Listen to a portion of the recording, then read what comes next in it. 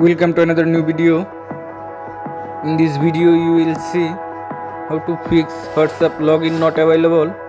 Please follow complete the process.